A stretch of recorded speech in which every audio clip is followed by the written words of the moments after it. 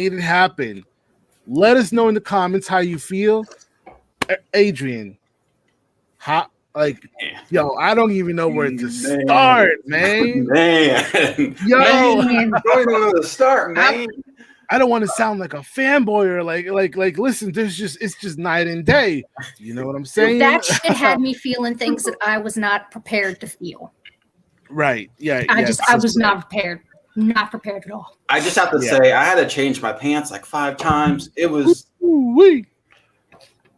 So some of you older fans, and by older I mean y'all been with us for a hot minute, know that I'm particularly vocal about things that are hyped up for an extended period of time, and how I tend to say that I'm not feeling it, and then I watch it, and I'm it right turns there with out that her, I though. am feeling it a little bit more than I thought I would. WandaVision. So I was like, you built this up really big. Don't let me down. This was the one time I was really hoping that I was proven wrong. Yeah. Yeah. Dead wrong. Dead wrong. Thank you for joining us, Morgan. I really appreciate it. Yeah, thank you, Morgan. Rabbi Yes. Roo. FPS R.I.P. FPS Doug. Yes. Thank you so much, because this was going to be, what did I call him? What did I call him? Did I not call him Doug? These. Oh! I thought you said what I call him. I was like, I don't know. Oh no, I thought you said, because I said R.I.P. FPS Doug, and I thought, did I mispronounce Doug already? Jesus Christ, maybe I should know offline.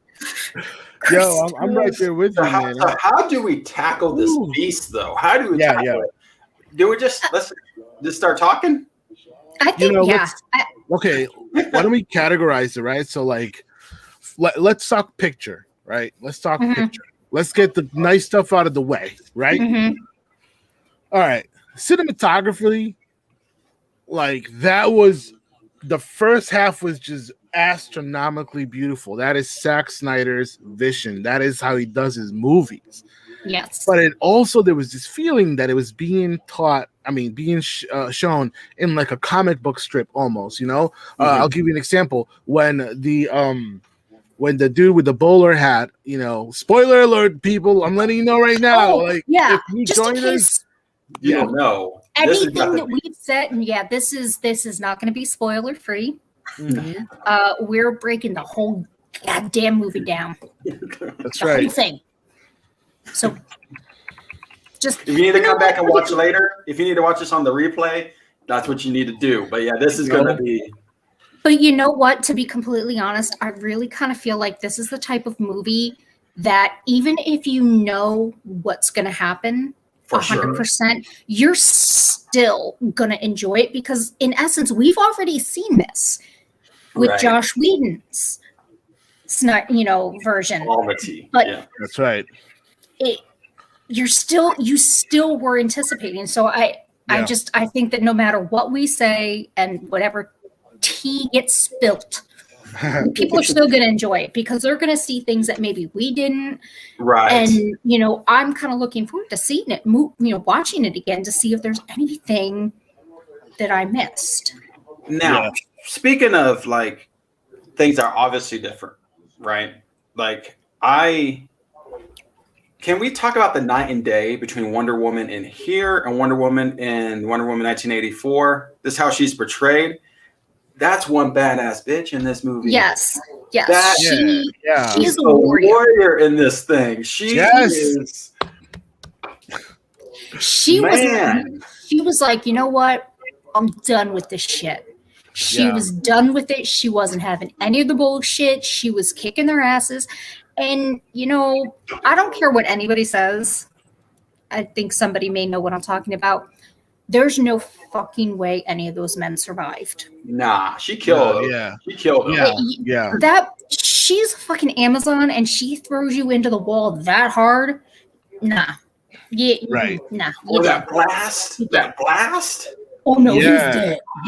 He's fucking totally she dead. She didn't even think twice, right? She was just like, she's bam, like, you know baby. what? Fuck this, done.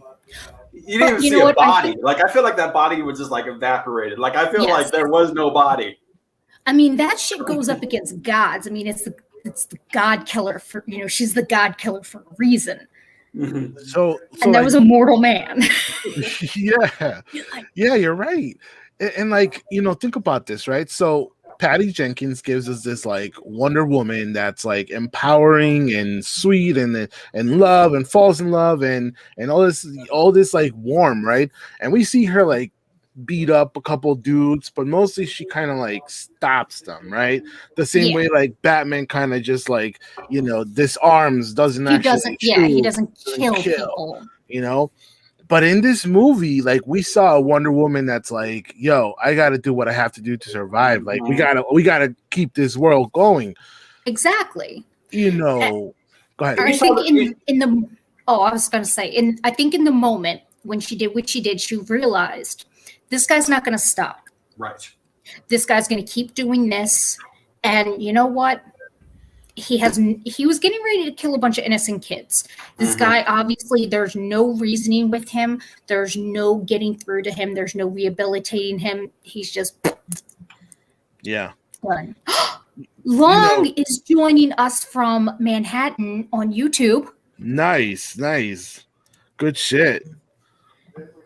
Thanks, what have dude. you missed? We just started. You haven't missed much, actually. Yeah, haven't missed much. But so does that, do back to Wonder Woman? Does that make her a murderer? Do you think? Look, like, I don't think so. I don't think so. I mean, in the definition of the word, I guess, right?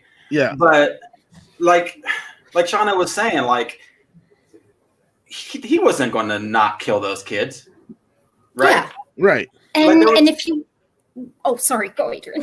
And like. Yeah, could she have like lassoed truth to him or something like that? I guess you can argue she could have, and like she could have like kept it from like lasso truth the gun out of his hands or something like that. But I think it goes to the thought process of some people are not worth saving. Yeah. I mean, look at the first guy she lassoed with her truth. Mm-hmm. He was telling the truth. And truthfully, he was like, we're just going to fucking blow some shit up. We don't give a shit. Right. And there's nothing you can do to stop us. And it's like, so I think in that moment, she knew there was no reasoning because, Amazonians, they have that creed where, you don't kill if you can disarm. You don't disarm when you can talk. And she knew in that moment that there's no talking. There's no reasoning to these people. Their method and desire to do stuff is strictly evil. Yeah. They gotta go. It's there's this okay, so I don't know if any of our fans or any of us I watched the first episode of Falcon and Winter Soldier. All right. And I haven't seen that yet. I won't talk about it. You can talk about it if you want. No, I want everybody to see it first, and like so this way we can really get into it. But there's one line in there that like really like got me thinking like, yo, that's kind of like what the what the bowler hat dude and his gang were saying. I don't know if he actually has a name, but that's kind of what they were saying.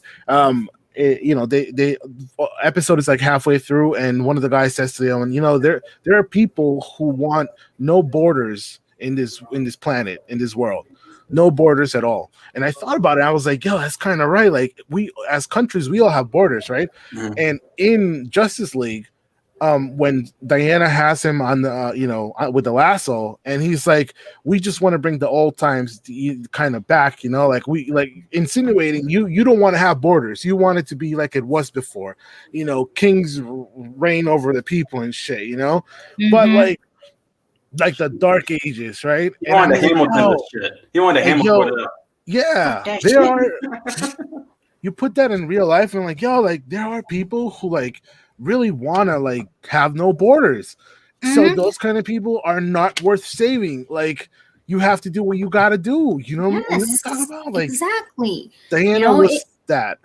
Yes, she and I think people should have known what was coming when she was on the top of the statue of justice. Justice, yep. Yep. She was literally standing on the scales of justice. She was going to be the judge, jury, and executioner. Yeah. Yep. That was it. She was like, all right.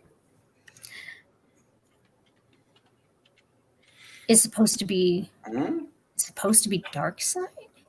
The robber? Okay, I can kind of see where he's getting to that, because dark side, what he wants is to conquer everything and make everything look like his home planet. Oh, the idea is the dark side.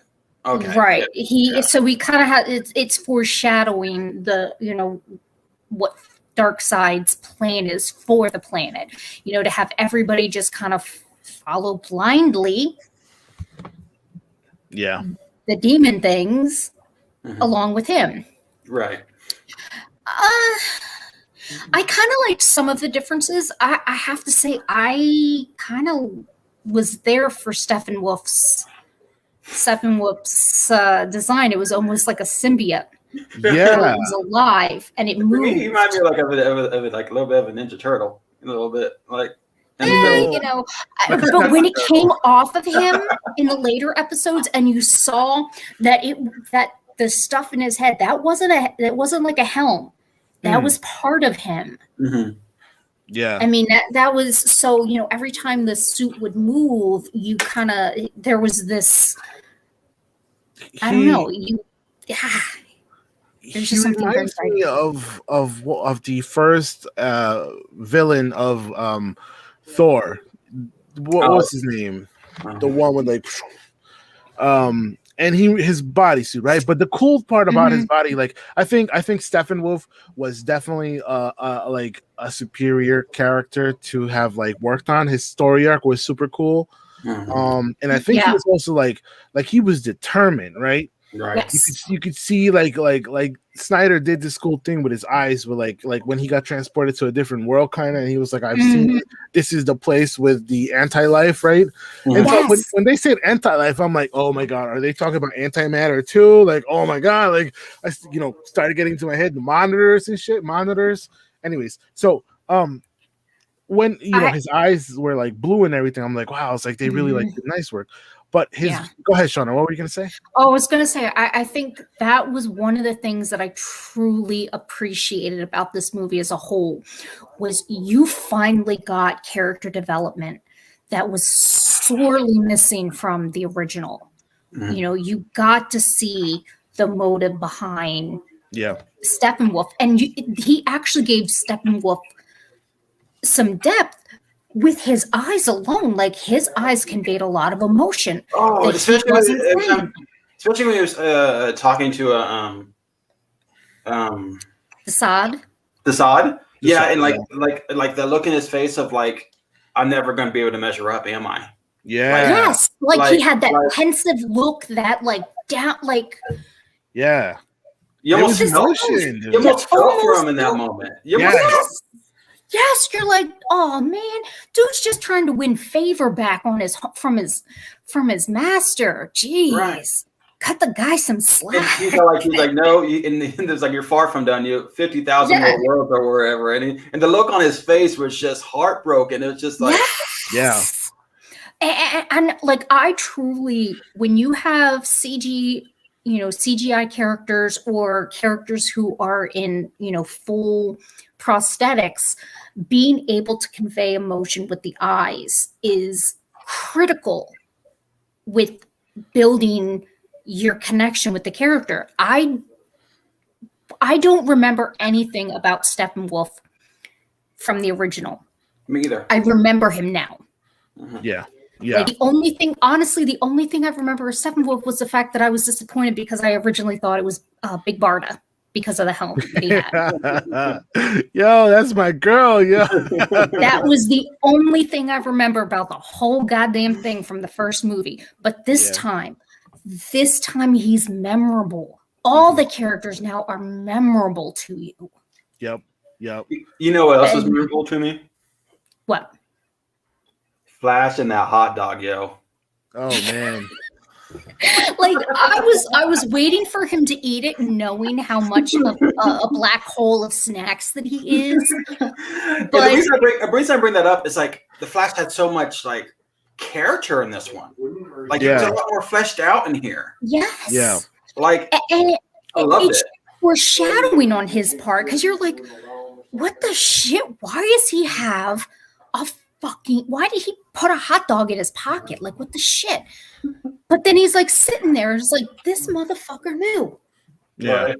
This motherfucker had his shit. Like, he plays this goofy kind of a person, but in that moment, it shows you he is a fucking genius and he plans his shit out.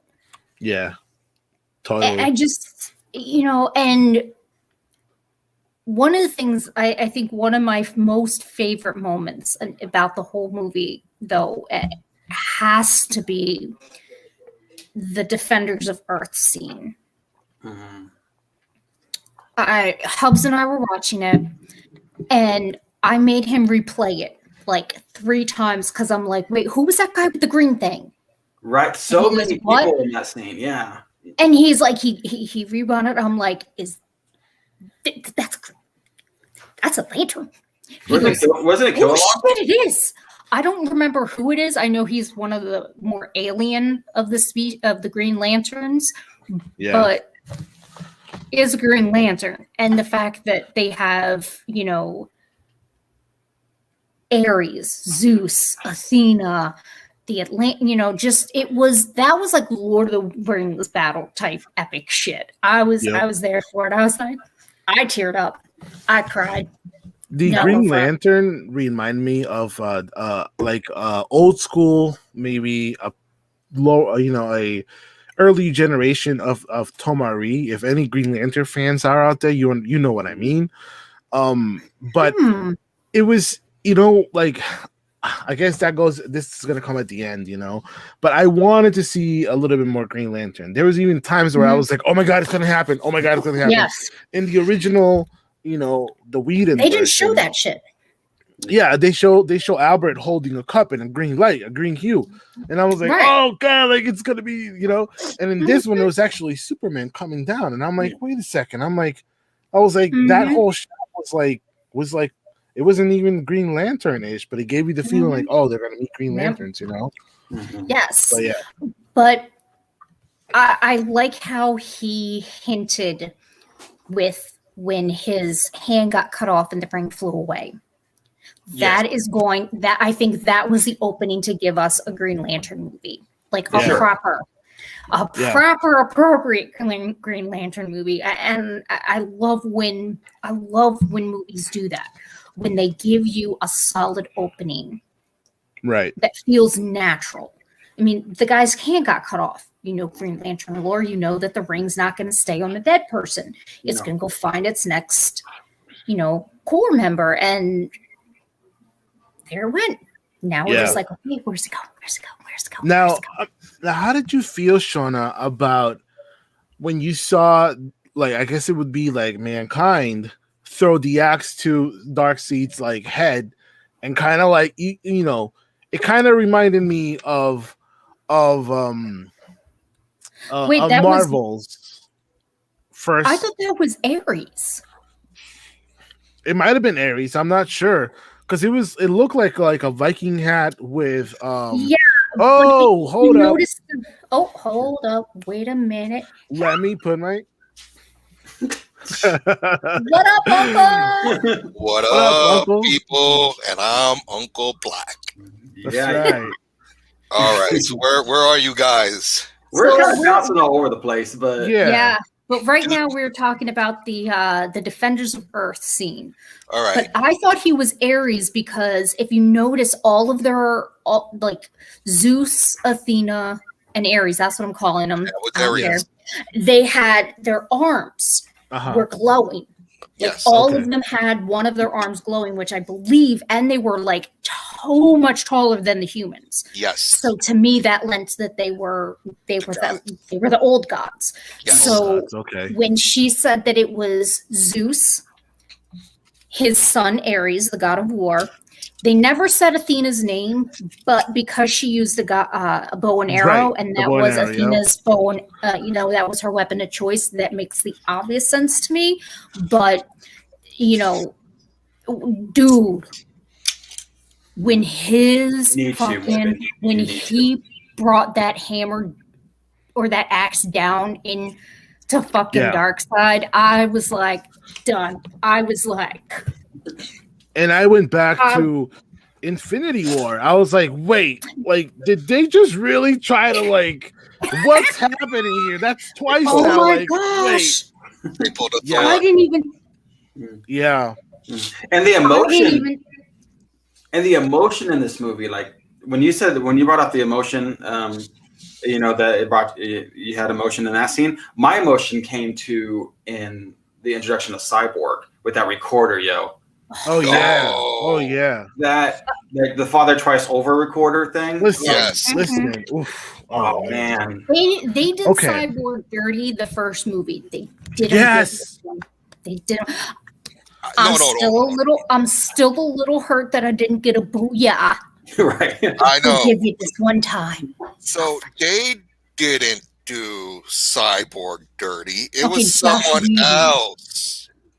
Yeah, Josh Whedon did him dirty. Cyborg dirty. But so I have to tell you. So when I said I had made a comment to Hubs that Wonder Woman was the ultimate cougar, and he's like, "That's not as funny as you think it is." I thought it was hysterical. And he looked up how old she was, and then legit, the very next thing we saw was when they were digging up Superman and Cyborg goes, dude, she's 5,000 years old. Every man's a younger man. I was like, even Cyborg admits she's the ultimate cougar. But anyway, that's just me. I feel like, Cyborg's all right. So, Cyborg. Did he need his own standalone movie? Beforehand? Or was this beforehand? Right. Or was this enough material to give you an origin story? Because think about it. What we got from him, if you were to cut out all the other stuff and just put all the Cyborg stuff together, you do have a movie. Yeah, he's the main part of the movie. He's the main part, yeah. If this would have come out before the Josh Whedon, would not have needed a movie at all. But if this was what we got originally, it would have been so happy because you would have felt fulfilled with knowing about how Cyborg, his whole shtick, why he was the way he is, why he kind of had a little bit of a chip on his shoulder. Mm-hmm. He's a little bit pissed at his dad. That's a fair point, because in Whedon's cut, you just get mopey Cyborg, and there's no you don't get it's not earned, and you don't understand why he's so mopey. Yeah. Thank you. Yeah. Making me feel like I was gonna say fucking Barry Allen all over again with his broody and mopey. I gotta say this. Now I understand why Ray Fisher is so pissed off. I apologize. Yes. Thank you. Now I know why he's been really hitting it hard, because he had more of a pivotal role in this movie that is showed in the other movie. Yes. I am so sorry, Mr. Ray Fisher. They were two of the keystones for saving the world, and they got fucking chicken shit the first time around. Yes. Now they showed them for the heroes that they actually were. Yep. Can I just talk about Barry? In the first movie, I was not a fan of his running, he was screaming. I still think he runs like a fucking jackass, but yes, but the fact of that he's a little bit more, it's more hands coming up like that. And his legs were fixed. Flick. Yeah, and the animation showed how streamlined and fast he was. Those little stopping, and he's just like the hot dog scene. They did. Adrian just said the same thing. That hot dog scene, Okay, hold on. I want to see if Uncle Black caught the same thing that I caught about what I got out of that. Out of what, Barry? Out of the hot dog. Out of the hot dog scene. What did you mean? What was your big takeaway from that whole scene? Damn, I want a hot dog is what I was thinking about. No, that was actually there was a comic book that came out with him and the hot dogs years ago. It was a legendary issue where he actually was. You could see the hot dogs in the air as it was tipping over. He might have been at a restaurant, but just his intelligence of wanting to get the job. That's what I got out of it. It's just Sorry, I'm going crazy over here. It's just his intelligence and awareness to where he was. He's like in his mind, oh, I got to go back to those dogs, but I need a way to get the dogs on my side. Yes. There's a hot dog right here. I'm saving Iris. I'm getting a twofer out of this. Right. Thank you. It's like the first movie, he was just this dumbass little kid, and now you're showing the brilliance of him. You're showing the strategy that he has. Yes. And did you catch that in his lair, that Rick and Morty Easter egg? Yeah. I didn't. Oh man, it was like a fan or something. See, this is what I'm talking about. This is why no matter how many spoilers we give, people are still going to want to enjoy and watch it again because they're going to go back and be like, wait, there was a Rick and Morty shit. Like as a whole, it was just like we break it down to Cyborg. Back to the fact that could Cyborg have had his own movie? Yes, he could have. Where we show the relationship between his mom and his dad. If they did give us that aspect leading up to the accident and his dad rebuilding him, and then that they would have needed to have done that, filmed that movie at the same time they were filming Batman versus Superman, so that 3 months later you get Cyborg movie that comes out. That Cyborg movie gives us. They would have needed to literally have worked on if they were going to do standalones, they would have needed to have worked on every single movie simultaneously so that it's a movie drop, and then Justice League. But The Flash would have been the only one that didn't need a movie because his movie was supposed to, his timeline fell after this movie. Before he was this kid, I'm fighting crime, I have this cool outfit, I really don't know my place in the world as who I am. Right.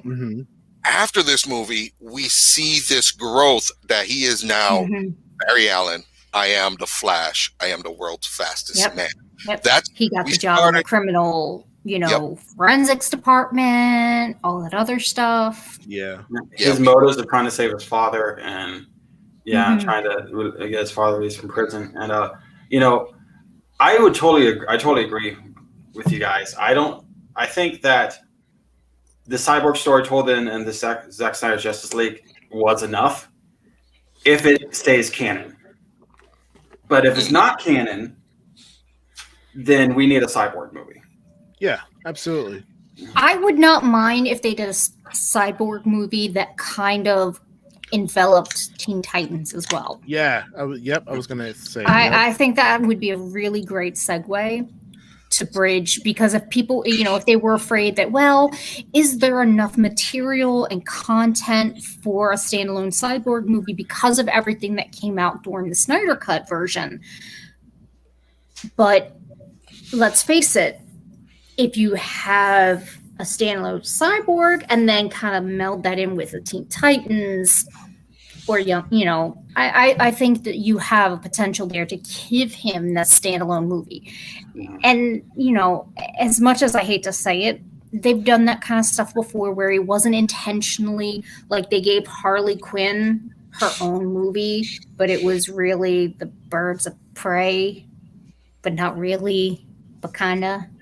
So, let's face it. Just give Cyborg his own movie. Homeboy deserves it, and we want a booyah. I think one of the original plans was going to be a buddy cop type of movie with Flash and Cyborg. Was one of the original plans. No, I want it to be with him and Beast Boy. Mm. Let's face it, they were so good together. That's the best duo. Yep. Yeah, I but mean, before he's a vegan and Cyborg is like, I want a burger. What the fuck? Are you trying to feed me? It's perfect. With the pizzas and buddy cop. Yeah, We're giving away free shit here. I think Cyborg's story also, like when he's driving in the car and his dad didn't show up, yes, and he turns to the window and his mom's like, "Honey, it's okay." And he turns around and he's crying. Yes. I think that, I just want to comment real quick, like, that's exactly what it's like to feel, to grow up without a dad being there, Mm-hmm. Yeah, when you have the absentee parent. Yeah.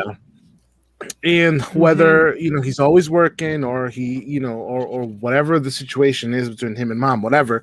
But I think that in real life, we kind of mask it a lot, and in this movie, they really showed it because you needed to really feel why he didn't want to talk to his dad. And it all led to that recorder where he crushes it. It's like, yo, I felt that. You're like, oh.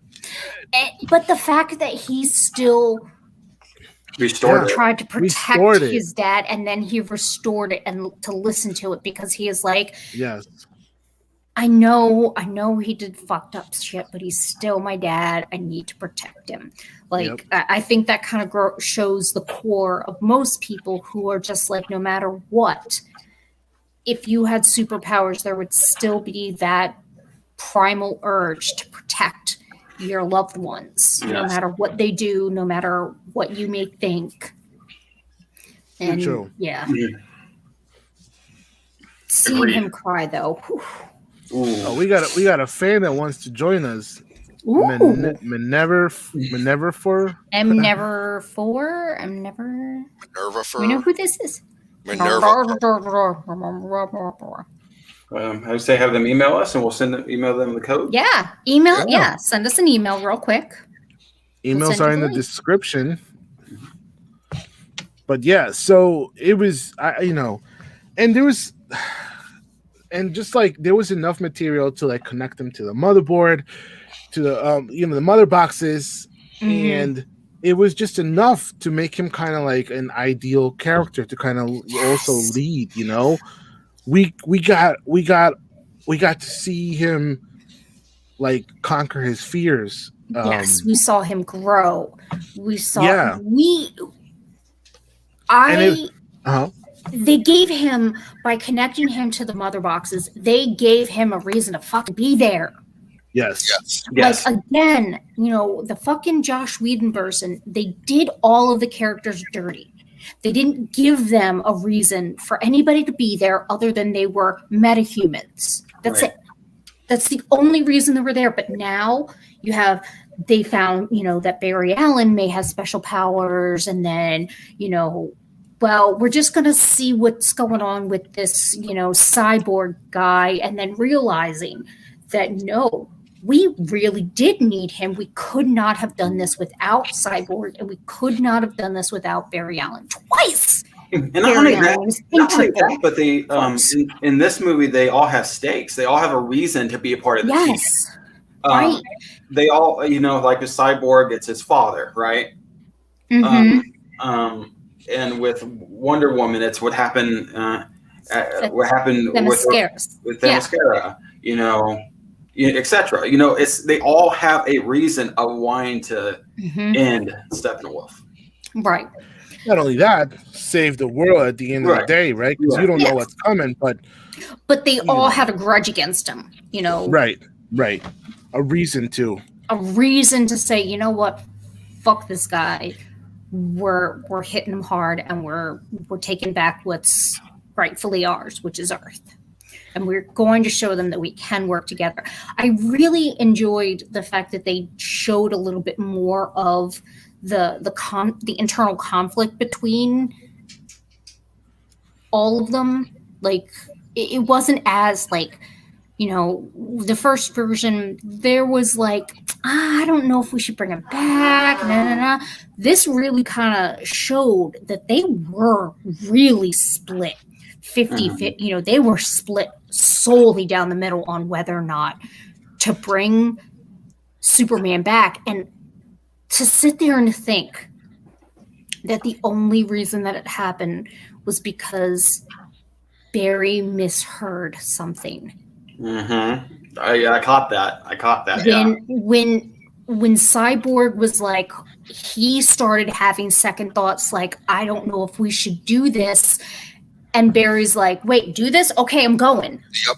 And it's like, that right there was like, holy shit.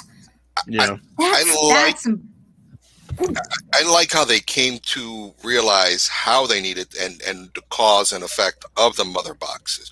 Originally, it was like, all right, Bruce Wayne's like, we got to bring him back. This gave us more reason of they figured out the mother boxes were scared of him. Thank you. That they were there, all, like right from the beginning. That yelling, that and it ripples. The effect that it had. When I first saw that, I'm like when that's the first thing, you're just like, what the shit is this? Like, you have no idea how big of a moment that is until until you get into that, thing where they explain. You're like, oh shit. I had it the minute that first mother box went off, because that night I had watched Batman versus Superman. Right at the very end, you have that comment by Lex Luthor. They're coming. They've heard you, and you can't take it back. Ding, ding, ding, ding, ding, ding, ding, ding, ding, ding, ding, ding. So then I watched that opening scene, and I'm like, that's it. That's the yell. And then that's what they heard. I was like, holy shit. The mother boxes woke up because Superman died. Or woke him up with that screen that went planetary. Holy shit. I think it was, I definitely think it was more they heard the scream, knew that was his death, and were like, okay. No more Kryptonian. No more Kryptonian on this planet. Yep. Time to go. Exactly. Yep. And it's just like, it makes sense for him to say they heard and you can't take it back. Yep. Yeah. They heard him die. You can't take. Well, yep. And then them just going ding, ding, ding, ding, ding. You know, not as fast, but them doing that throughout the whole movie was just like fantastic. Can I talk about the sound and the effects of the boom tube? For sure. I'll be right back. Go ahead. Okay. Joe. That sound, as cheesy as it sounded, was right. It was the right sound of the boom tube. Like, boom. Like, it's what a boom tube should sound like. Yeah, it's not like it is what it is. I mean, it's a boom tube. It shouldn't sound like an elevator going ding. It needs to have this ethereal, otherworldly sound, but also something that there's not something right about this sound. Like, this is not a happy sound. Nothing good can come of this. Like when a freaking Karen opens her mouth at Walmart, nothing good is going to come from this. Right. And exactly. Every time a boom tube made its presence, you knew that this wasn't good. And that's it was good. Yeah. Again, it goes to show the small nuances that were missed from the first episode or the first version that came to fruition because there was a solid love. This movie was made with love. Like the fact that at the end there was the dedication, he made this in her honor. Yes. Because this is what she would have wanted. And it shows the little tiny things that people don't think that would notice, but they do. It's the sounds that were changed, the rippling of Steppenwolf's suit when it would get hit with an arrow to show that it was alive and it was alien. It wasn't just, like a warrior's outfit that he had in the first one. No, this was an alien shell that he had, a warrior's shield that was alien, and it made sense. And I'm still blown away by it. There was a scene when Batman was leaving Barry's lair. You see that big wall when he pulls out in the Benz. That big wall mural. That's actually a live like suicide prevention charity that Deborah and Zack Snyder. Oh yeah, and I know that Jared Leto, he was on Stephen Colbert, and he said that they were going to be selling shirts that said "We live in a society," and all the proceeds were going to go towards suicide prevention and awareness. And I'm like, when a movie becomes a passion project, when a movie is made by a fan, and a movie has an emotional attachment, there's no way that it could be bad. I will say that to the day. And this movie was it was great. I mean, was it perfect? I'm sure people are going to have, their little floops and flaws. I'm sorry. I still think the way Barry ran was fucking stupid, but that's just my own personal opinion about the way he runs. Other people probably doesn't matter. That run is weird. But I do like the yoga thing. I do like the yes. Like everybody else was like getting into like whoo, whoo, and then there's Barry going yeah, like fucking Barry Allen. It's almost like he's getting in tune with the Speed Force. Exactly. Right. That's what I took from it. So now somebody else had said that the reason that they weren't really keen on Barry Allen or like his flash running sequences, because it kind of played up with Quicksilver, where he was, running faster than the speed of time, so everything slowed down. But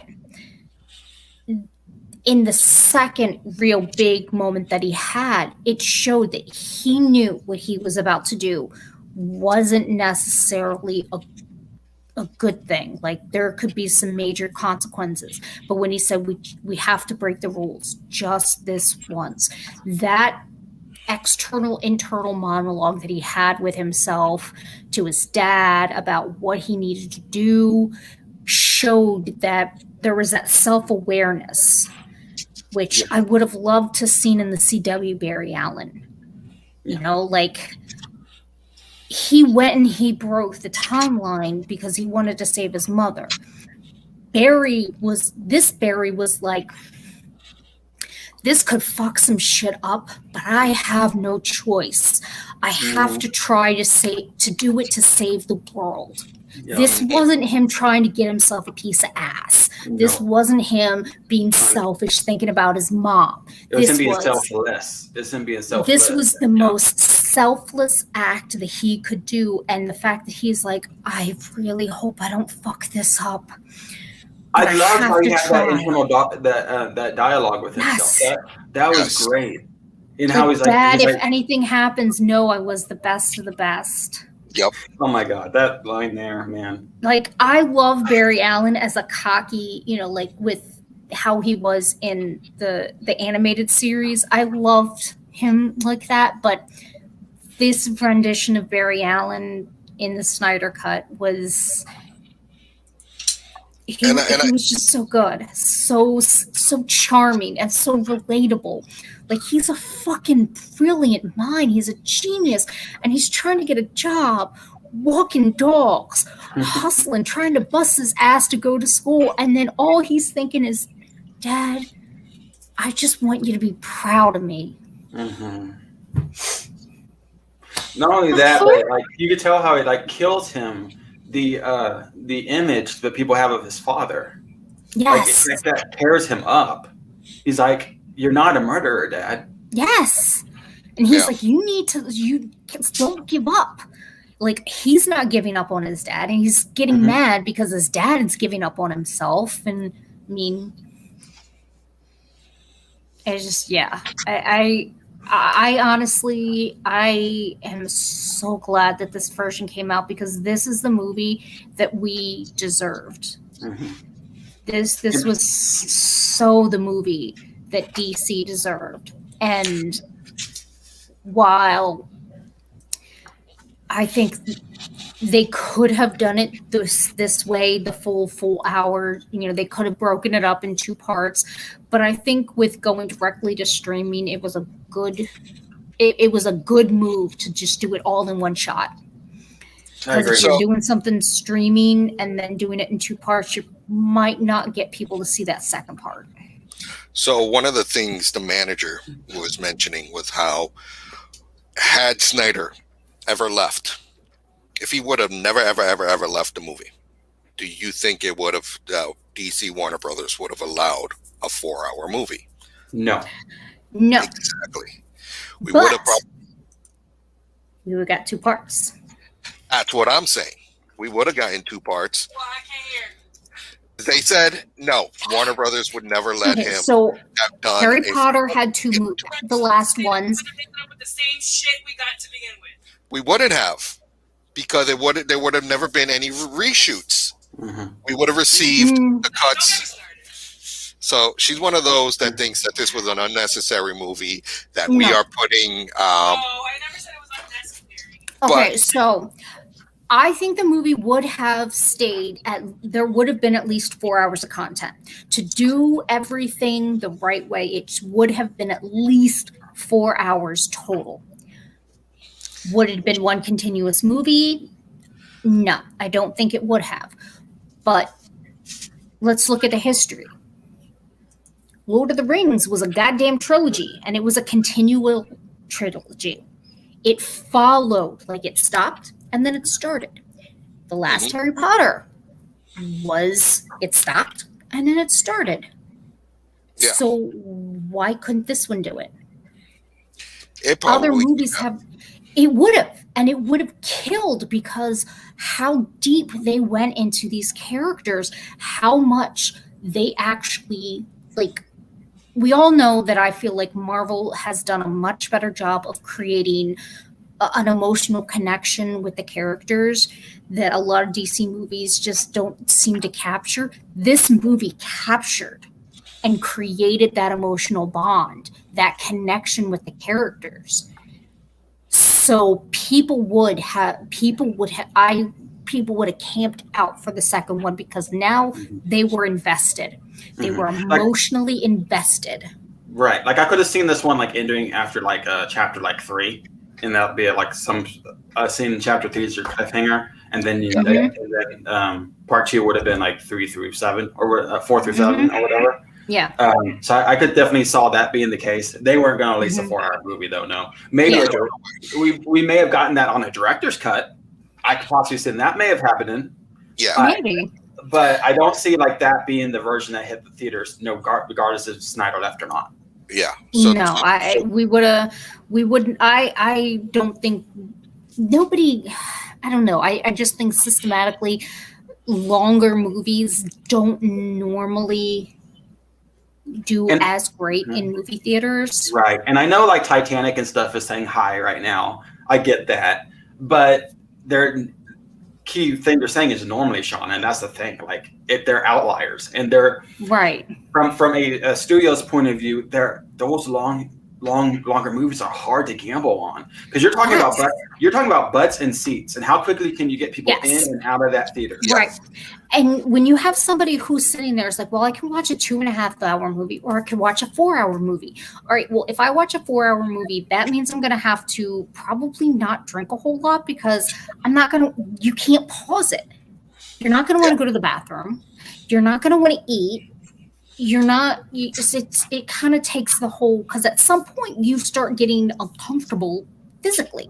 So, and I know he said like his original plan was like, if that would have came out in theaters, his version was an intermission at like after chapter 3. But still, that's a very smart move. But still, at the end of the day, when you're looking at studios and pocketbooks, it's like, no, if we make it a 2-hour movie, imagine how many times you could fill and empty that theater. Yes. Exactly.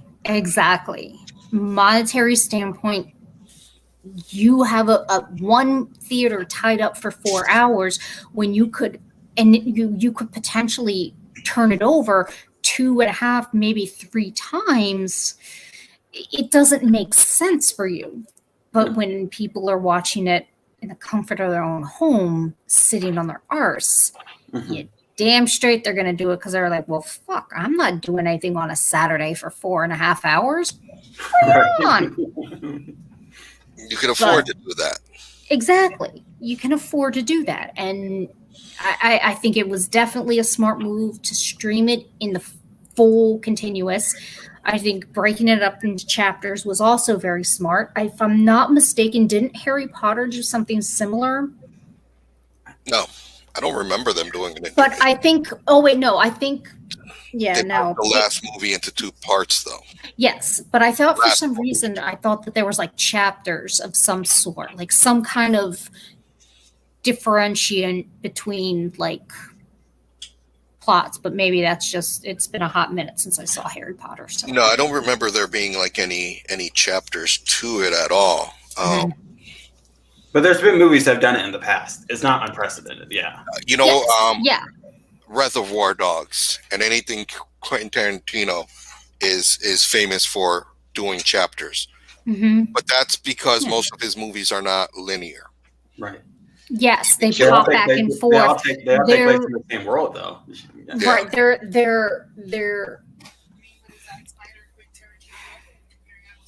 within the same circle, but they're not in one straight line. It just kind of bounces all over the place like a big old. We're not comparing apples and oranges. No, they're apples and oranges. So they're on the same level? No, they're apples and oranges. Right, so then you can't. they're both fruits, but they're just different types of fruits. We can put a Justice League movie into parts. No, we're not talking about. We're not talking. You should be listening and watching. I can't because I'm on a delay and it sucks. And you guys don't pay attention to the chat. What we were saying, what I said is we were saying. Now hold up, wait a minute. Now wait a cotton picking. Wait a minute. What we were saying. Now listen. Wait a minute is what we were saying. Wait a minute. Hey yo, mama. We can't hear you. You gotta come over here. Come on, pop off. Let's go.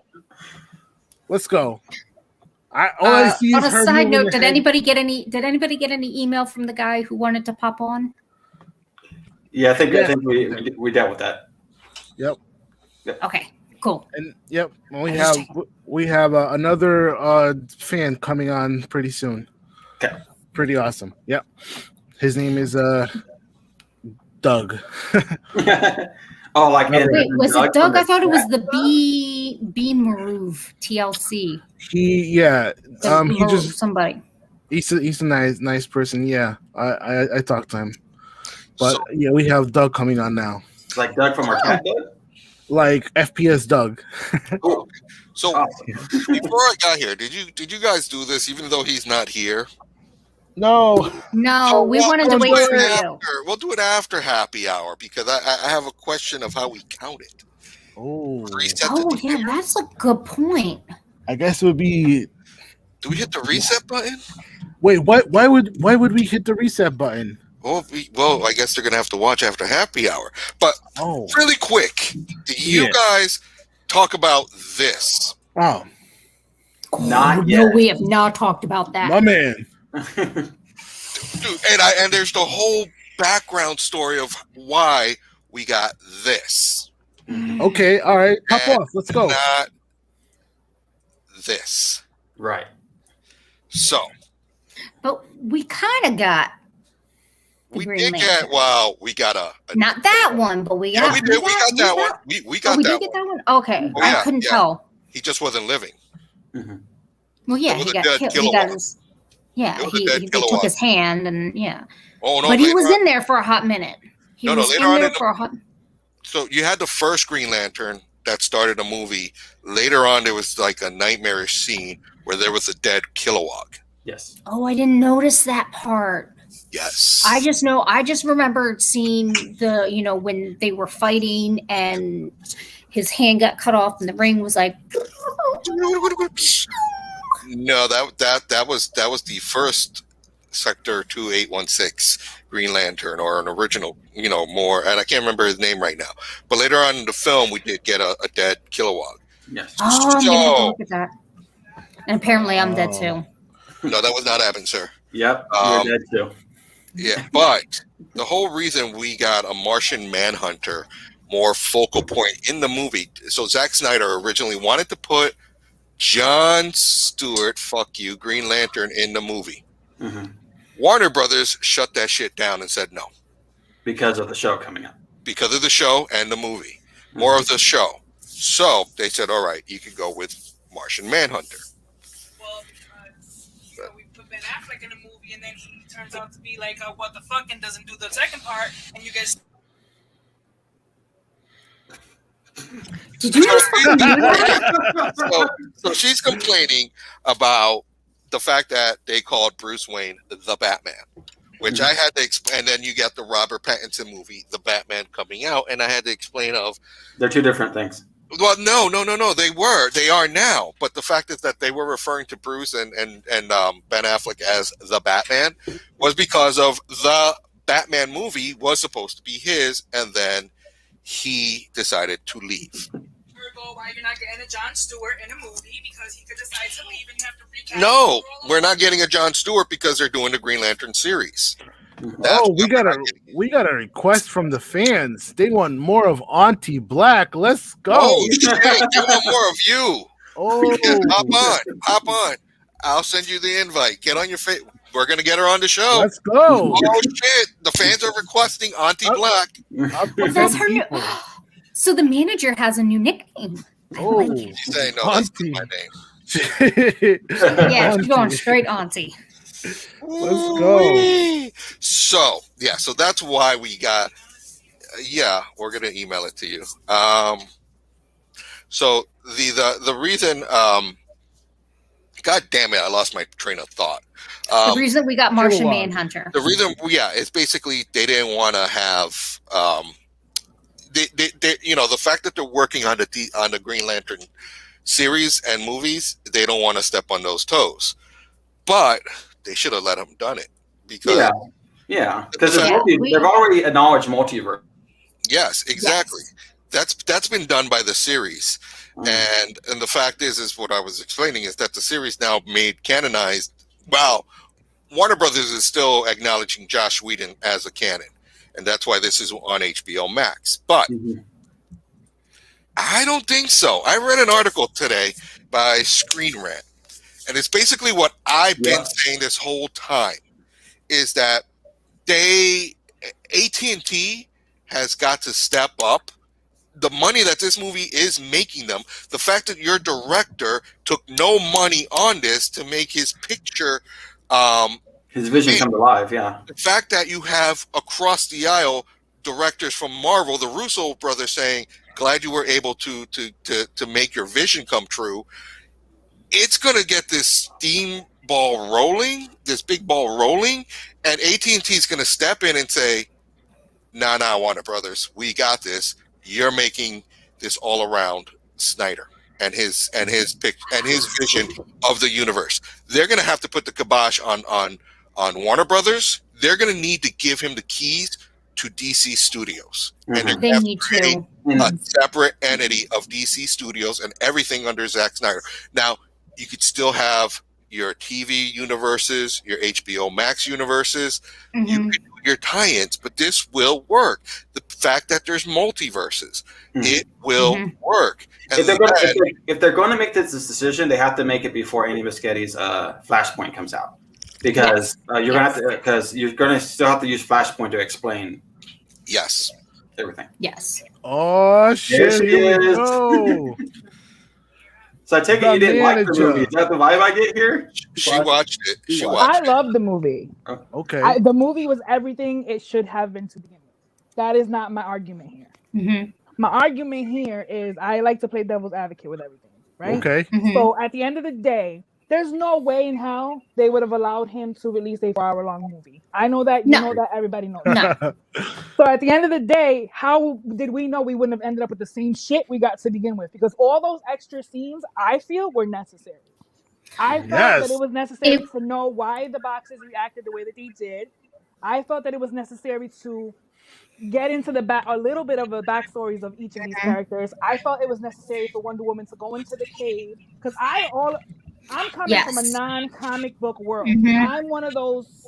Explain it to me. Not hardcore fan, but I'm the one that doesn't read the comic books. I get all of my knowledge based on what you guys tell me, what my husband tells me, what other people I know tell me.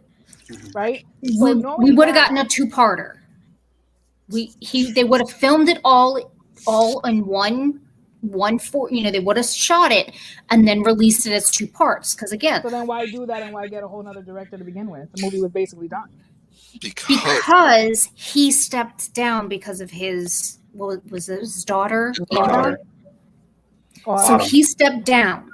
So because he stepped down and Josh Whedon took over, Josh Whedon didn't want to use any of his shit. He wanted to do it himself. So he shot his shit. Same fucking thing. No. It was the same thing. All of those extra things. It was extra scenes. Right, but all of those extra scenes were the things that Josh Whedon didn't do. He left them out because that's what Jack. Right, but he did. That's what Snyder wanted. To me, it didn't look like he reached out or redid anything. It's something that could be clever editing.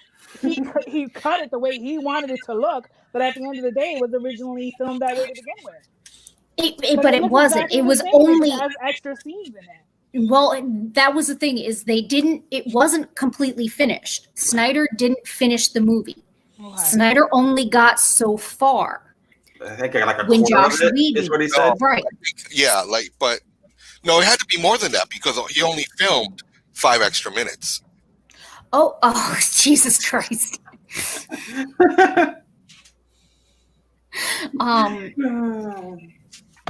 But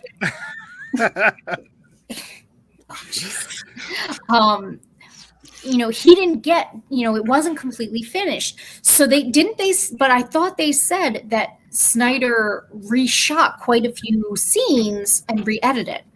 No, only 5. He added a lot. 5 minutes were added. 5 minutes were reshot. He had it. So then he took what he originally wanted that Whedon cut out of it because Whedon is an asshole and decided, well, I didn't shoot that. That's not my movie. I'm going to reshoot and do everything how I want it. Hence why it was in that 4:3 ratio of a movie because that's what he wanted originally. Hence why some of the scenes, the graphics weren't that great. Like I was like, you're talking about Shrek Superman. Yeah. But Dude, it was like one of those. Even Hub said he was pissed when Superman came back and he wasn't in the black suit. Yes. In Whedon's. He's like, what the shit is that? I'm so mad that I missed that because someone decided that they wanted to come home at like 10 o'clock at night and watch that shit, and I fell asleep halfway through it. I watched the next half on my own the next morning, but I was because I know he like basically creamed his pants when he saw that shit, and I was like, I wish I would have seen that. Like I nearly did, and I was just to know how excited he would have been watching it. And I was like, see, so and that was why we needed this movie and why it needed to be 4 hours was because basically we got a watered down Tang version with Josh Whedon and fucking Snyder gave us goddamn fresh pressed orange juice, the real good shit. That scene where he good. Like he like. Oh my God, that Superman revival part where not even the part where he comes back and shoots up into the air in the black costume. He paid homage to Richard Donner because in the original Superman, when he flies for the first time, you hear not only Pa Kent talking to him, but you also hear Jor-El talking to him when he takes his first flight. Yes. The fact that you hear Russell Crowe and Kevin Costner talking at the same time. I'm like, holy shit, you just paid homage to the... Yes. That's a fucking Easter egg. And I caught, and I'm like, my pants were fucking wet. And then you just see like this in the sky. I loved it. I was like, dude, that's his 2 fathers. I was like... And that I'm time, like... Ladies and gentlemen, seeing the suits, when they rolled his casket and the suits came out, and Barry's like, it knows he's fucking home. Yes. I was like, ladies and gentlemen, we have a guest for you tonight. It's one of our fans. His name is FPS Doug.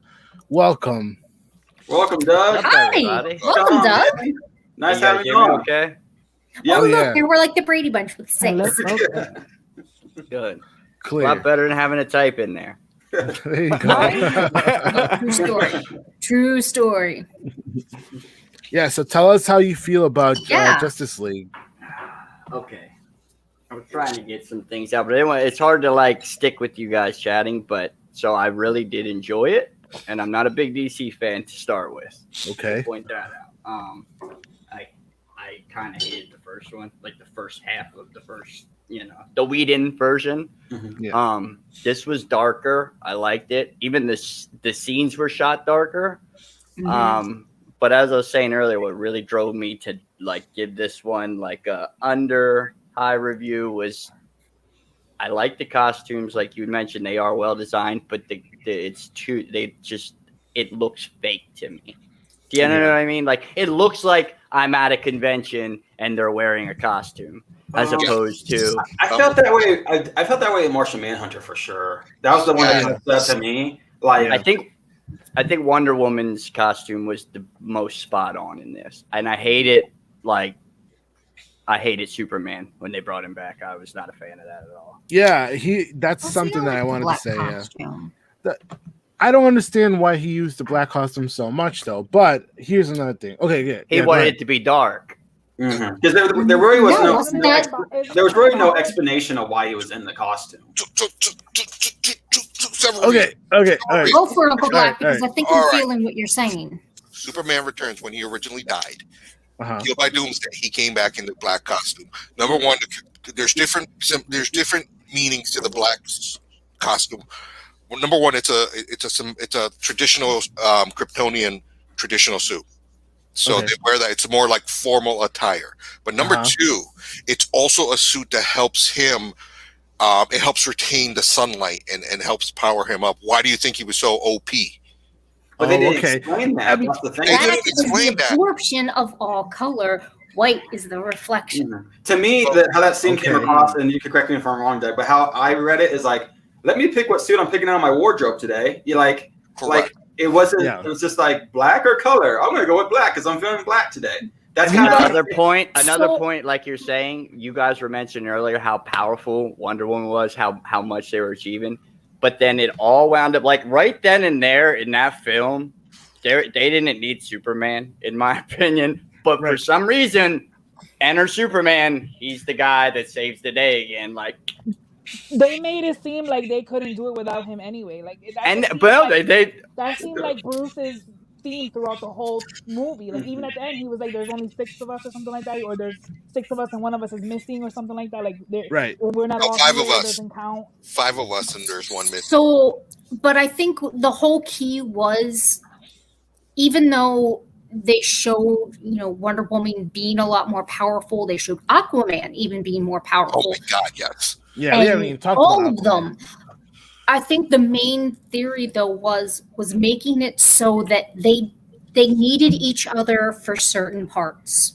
Mm-hmm. Wonder Woman may not, she may have been able to beat Steppenwolf on her own, but in all actuality, her and Aquaman, they were running defense. They were just trying to distract him so that Barry and Cyborg could do the real shit.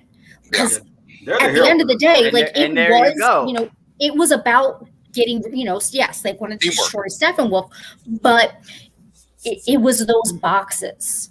Yeah. Those mother boxes that needed to go down first and foremost. And pretty sure Flash could have handled that, like literally. But he did. They kind of depicted it that he could have handled everything by himself. Well, I think I'm not. Hey, Well, I know he's obviously the like Flash, that Superman. I think. It definitely shows that Barry is a lot more powerful because even Hub said that he feels like once Barry got to that point where he was able to phase through things, like when the shockwave came and he wasn't affected because he phased through it. I was wondering if that's what happened. Hubs even said he's like, this kind of shows that he's actually more powerful than Wonder Woman is. Yeah. But because Barry's the way that he is, he's not a warrior. He's a critical thinker. Yeah. he's a chess player. He thinks 10 steps ahead, thinking, okay, yeah, I could take this guy out, but while I'm doing this, how are we going to stop this box from synchronizing and destroying everything? Not only I that, have to prioritize. Not only that, but next to Cyborg, all the people in the Justice League, he's the most untested. So Yeah. I don't think untrained. He flies under the radar. Right. Like I don't think this Barry in this movie fully knows what he's capable of. Not yet. I don't think so. No. Not yet. You're right. No, not yet, but he's like on the cusp of knowing. Yeah. What because about that? again, when he phased through the shockwave, you don't really see him doing that. No, I don't know if he did it on purpose. I think because even he looked a little shocked when he was doing it. He was like, when he was saving Iris at the dog place or whatever he was at, when he went through the wall, he broke it with his finger. He didn't phase through it, and then Ernie was like, "Oh, he doesn't know how to phase yet." That makes sense. Those are really good points. He didn't know how to phase at that point. The first time that you actually see him phase is when they're in the Fortress of Solitude, bringing back Superman. That he just ran through the wall. So he that was like he didn't catch. He was like. Yeah, right. Exactly. So when that shock wave comes at him, you see he puts his hand up, but it's not as a like stand, stop kind of thing. It's more of a pensive, like, oh my God, no. Right. And then when it comes through and he's like, oh shit, I'm vibrating so fast. Yeah. And that's when it hits him, and he's like, mechanism that he was. I know when and that's in that moment he realized what he could do and what he needed to do. That's when even though he knew that he had to break the rules, he was just going to do it this one time. I guess that leads to the question: who is the MVP in this film? Doug, who is the MVP in this film? It sounds like you're leaning toward Wonder Woman, right? Well, the script says Superman. That's kind of my problem with the film. I don't think there should be anybody. I mean, it's Alfred. Barry Allen with a cyborg assist. Always is. Alfred. The man behind the man is always the. It's Alfred. It does make a mean cup of tea. Look at even Batman. But there was that scene where he brings him into the Batcave and he's like. And he's like, oh, who's this? Oh, and Bruce is like, I work for him. Mm-hmm. Yes. That was even Batman admits that and acknowledges the fact that he doesn't work for him. It's the other way around. Yeah, and so the fact is that Alfred was there through and through, pushing Bruce to do all this, and then even then, talking to Diana. So I have a question, totally kind of off topic, not off topic, but off about at the moment. Why did the mother boxes not have any effects or control over Cyborg if he was made of them? To me, it makes logical sense that they would be able to control him. They tried. So remember when they talked about that the mother boxes don't necessarily. They don't have a concept of good and evil. It's whoever wakes and controls them. Right. They're just a power. So they're not trying to control anything until they're surged together. And about not good and evil, why would you be scared of Superman? Because originally, they were asleep because they were afraid, but they were afraid because their original person that tried to invoke them and try to synchronize them was evil. Who was afraid of the power. So once they're asleep, now it's almost like they've had a reset. They've had a hard reset. They don't know who's going to wake them up and who's the first person that actually kind of wakes the boxes up.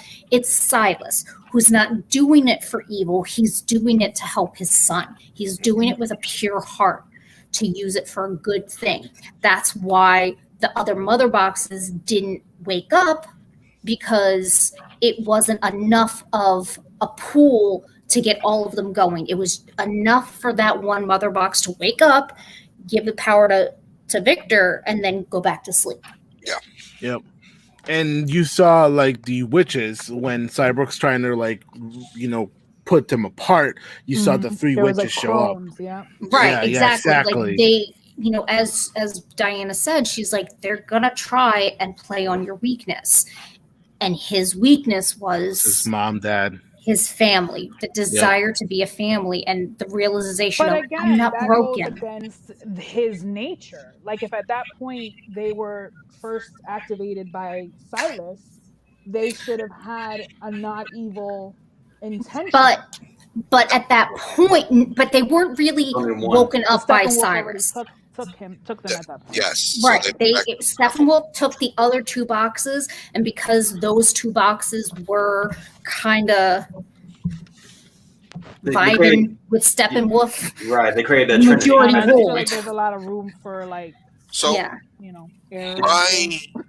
And so my issue with the mother boxes is that they make it seem like these are the only 3 mother boxes out there in the world.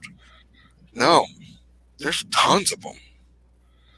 That is one of the things that kind of was off with me. You mean the universe or the planet?